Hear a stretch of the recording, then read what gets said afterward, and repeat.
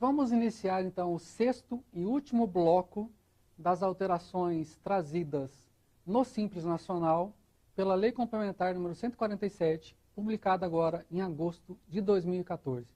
E esse último bloco ele é inteiramente destinado ao microempreendedor individual, que tem uma realidade distinta das demais empresas optantes pelo Simples Nacional. E tem algumas alterações importantes que foram trazidas pela Lei Complementar 147. A primeira delas é a questão do cancelamento de inscrição. A lei determinou o seguinte, que o microempreendedor poderá ter sua inscrição automaticamente cancelada após período de 12 meses consecutivos sem recolhimento ou declarações, independentemente de qualquer notificação, devendo a informação ser publicada no portal do empreendedor, na forma regulamentada pelo Comitê Gestor da Rede Sim. Esse dispositivo foi trazido, na verdade, para que se faça uma limpeza de cadastro. Por quê? Tem muitos microempreendedores que se inscreveram desde 2009, quando o Instituto foi criado, e, na verdade, por diversos motivos, às vezes por inscrição indevida, inscrição sem vontade própria, às vezes acontece que teve programas de incentivo à formalização muito fortes, com metas, por parte dos órgãos envolvidos nesses programas de formalização. Então nós temos um cadastro hoje inchado, tem muitos empreendedores que nunca pagaram nada, que nunca apresentaram nenhuma declaração. Então a lei trouxe a possibilidade do poder público, de forma automática e isolada, fazer a limpeza desse cadastro, fazer a suspensão desses CNPJs, desses microempreendedores que nunca fizeram nenhum pagamento. Isso vai ser feito posteriormente, em um momento oportuno, e quando isso acontecer, vai ser dada notícia no portal do empreendedor e também nós vamos noticiar no portal do Simples Nacional. Outra alteração é com relação a novas atividades. É importante dizer o seguinte, qualquer nova atividade que venha a ser autorizada a optar pelo Simples Nacional tem validade apenas no ano seguinte. Então, como é que funciona isso? A lista de atividades autorizadas a enquadrar-se como microempreendedor, elas estão em resolução do Comitê Gestor do Simples Nacional. É o anexo 13 do nosso regulamento, que é a resolução número 94. Então, esse anexo 13, onde tem essas ocupações, é atualizado uma vez por ano. Isso acontece quando? Novembro ou dezembro de cada ano. E as novas ocupações que são ali colocadas, elas vão poder se enquadrar como microempreendedor a partir do ano seguinte.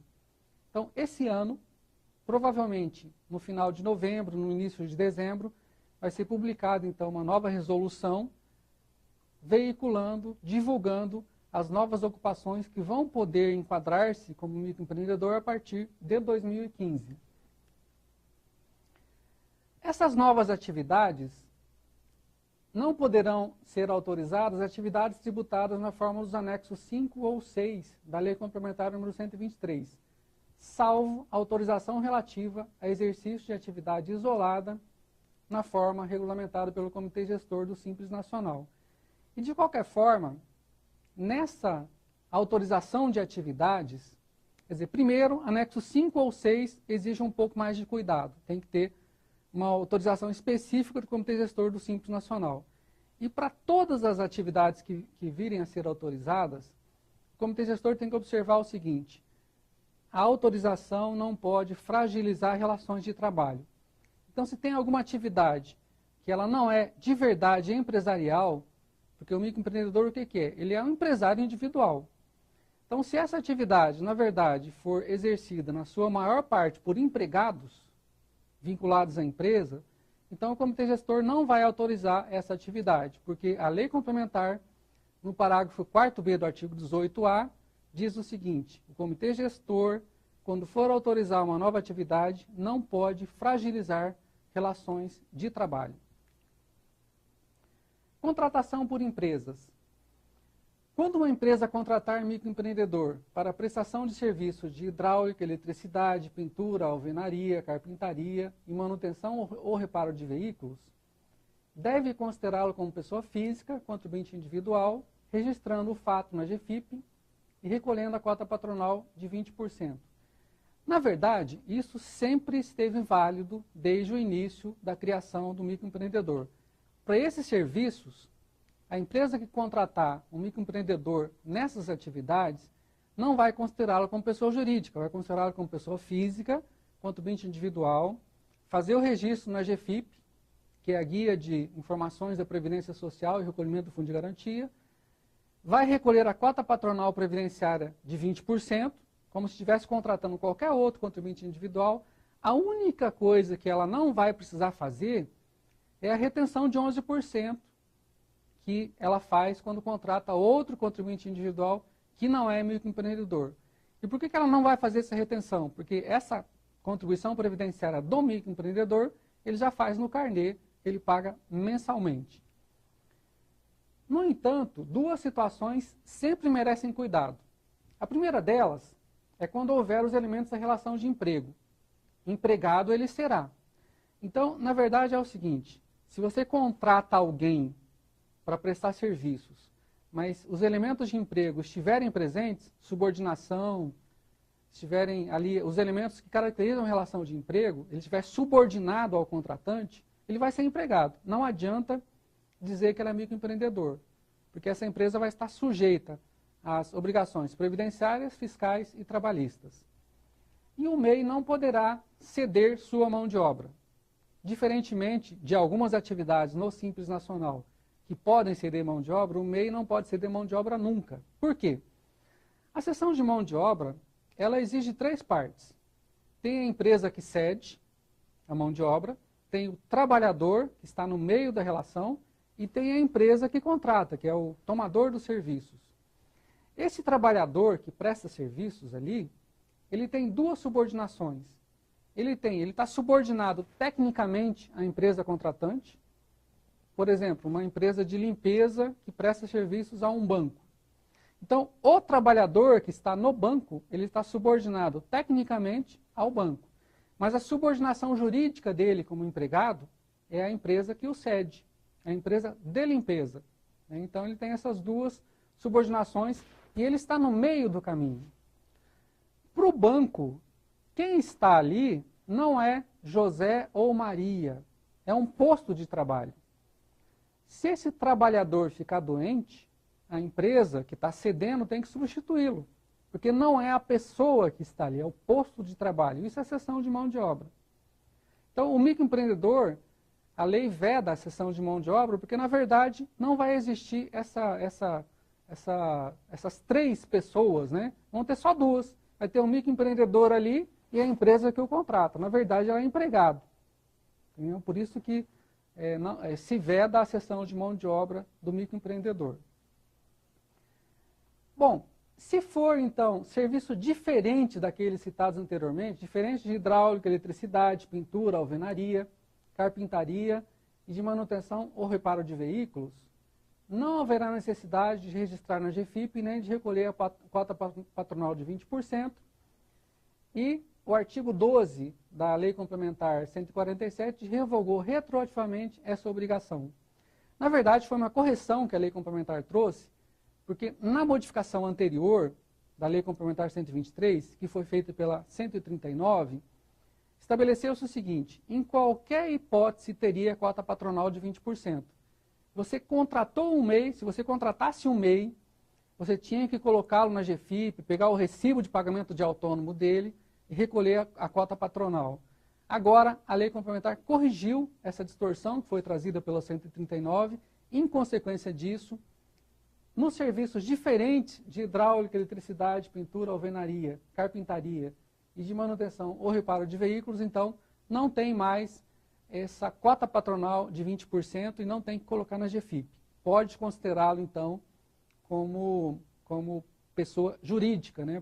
Ou equiparada à pessoa jurídica. Novamente, tem que ter cuidado, porque se for empregado, é empregado mesmo, e não pode haver cessão de mão de obra. Então, essa prestação de serviços que é permitida, ela é permitida como empreitada, como aquele serviço prestado eventualmente sem cessão de mão de obra. Outra alteração importante trazida pela Lei Complementar foi a possibilidade do Estado, o Distrito Federal e os municípios perdoarem, fazer a remissão, né, dos débitos inadimplidos, quer dizer, vencidos e não pagos, de ICMS e de ISS.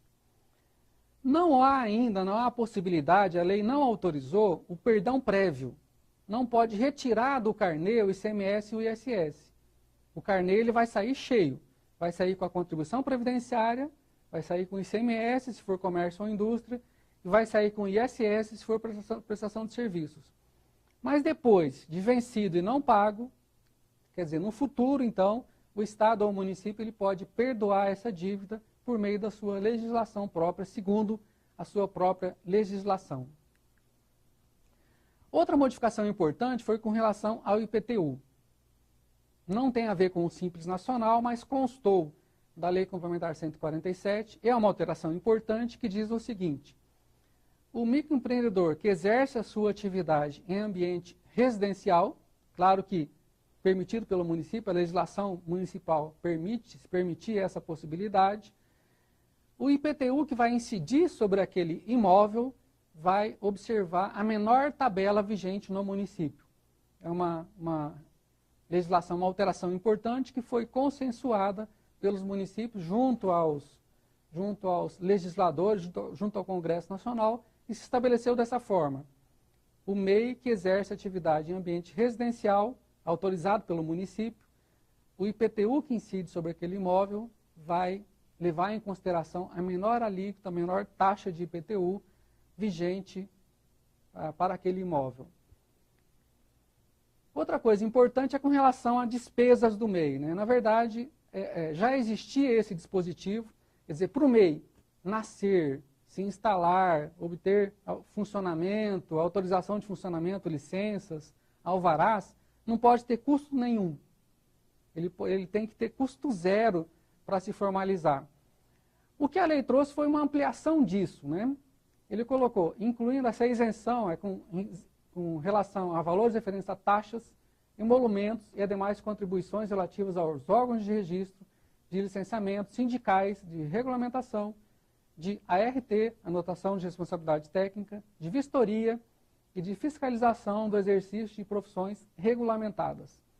Isso vai demandar um esforço de regulamentação desse dispositivo, até por parte dos conselhos de classe, sindicatos, né?